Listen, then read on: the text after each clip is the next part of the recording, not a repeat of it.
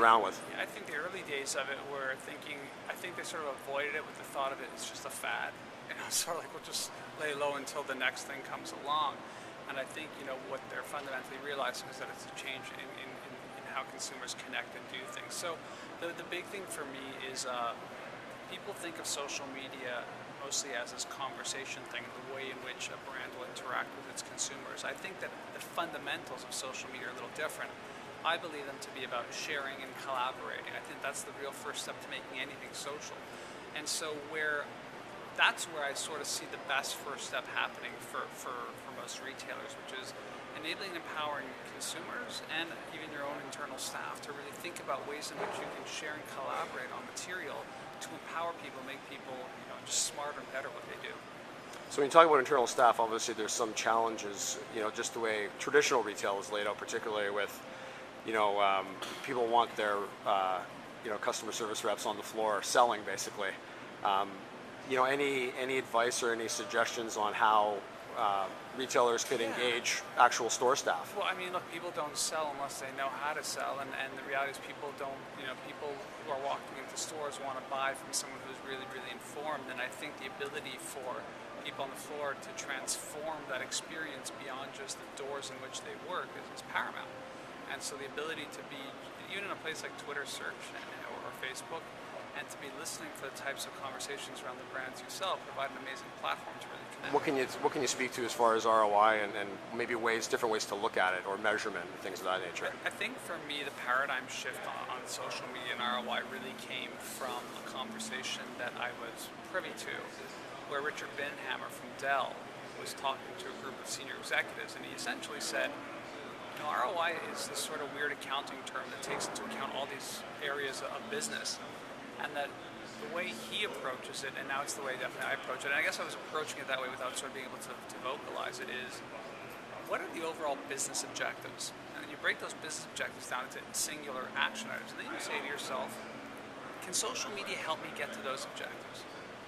And the truth of the matter is that as I've been exploring in many different businesses in B2B, B2C, retail, non-retail, what I've discovered is ultimately, text, images, audio, video, publishing content to the web, sharing, doing all this stuff. There are ways in which you can probably get to those business objectives faster, maybe more efficiently, maybe even cheaper, but the outcome also being that you have this sort of long tail of content and relationship building. And so that's exciting when you start thinking about it in that paradigm versus the sort of like, what are the metrics? Because I think you're right, I think the metrics are driven by two sides. One is traditional mass media metrics that I don't think really apply to these models. And the other one being the advertising metric, which is you're not advertising. My big kick lately has been a shift away from marketers being marketers and advertisers and more of a motion towards marketers embracing the fact that they're publishers. Which is probably the scariest thing in the world, because anytime you sit down with a brand, the first thing they'll tell you is, we don't publish content. We get people to do that. And the sort of back to that is, you better start.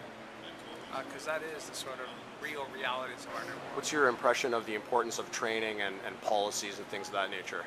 Yeah, I'm not huge on policies. Obviously, when you work with regulated industries, you have to. We work with some, pharma, banking, FIs. So you sort of do need policies in place. I prefer guidelines. Okay, yeah. I prefer, letting people know this is what these channels are. Here's the ways in which we conduct ourselves. Most employment agreements are pretty clear on the NDA parts and things you can and can't say. So as long as people are following their primary employment agreement, they should be fairly okay. I'm a big fan of training. I think that it's why I'm here. In a perfect world, I would be working with clients today. But there is a need for positive evangelism, as I like to say, and there's also a need for a refocus. The refocus for me has been around, thinking about marketing in a more ethical way. And I hate saying that because then we're making a presumption that marketing wasn't ethical. And when you say you want to be like an ethical marketer, what you're saying is other marketers aren't ethical. But I think that to a certain degree, people feel lied to from whether it's mass media, the ways in which marketing has conducted itself. And I see these channels as the truth serum. And so there does need to be a bit of evangelism, education, training in terms of helping brands at multiple levels, senior management, employees, and then even just customers be aware of what these platforms are, how they enable people to connect, and what the opportunities are within them. So, Yeah. Maybe one last question. With C-suite executives in retail, they might be a little disconnected from what's going on sort of at street level with respect to social media. What advice would you give them, to get in and listen, and what kind of tools should they play with to have maybe an understanding of the space, and what it might mean to their organization? I had dinner. A whole bunch of people had dinner last week with Avinash Kaushik, who's the analytics evangelist at Google, and he's the author of Web Analytics in Our Day and Web Analytics 2.0, a really smart guy, good friend. And he made it very clear to these very senior executives that it needs to be in your blood.